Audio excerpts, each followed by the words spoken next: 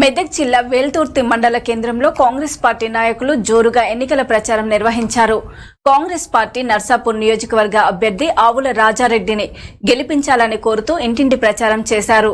వేల్తుర్తి మండల కేంద్రంలోని కోటగడ్డ నుంచి ఇంటింటికి తిరుగుతూ కాంగ్రెస్ పార్టీ ప్రవేశపెట్టబోయే 6 గ్యారంటీ పథకాలను ప్రజలకు వివరించారు.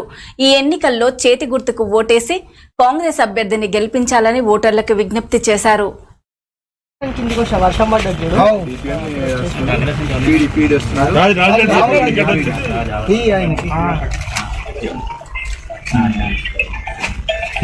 పంతులు నమస్తే.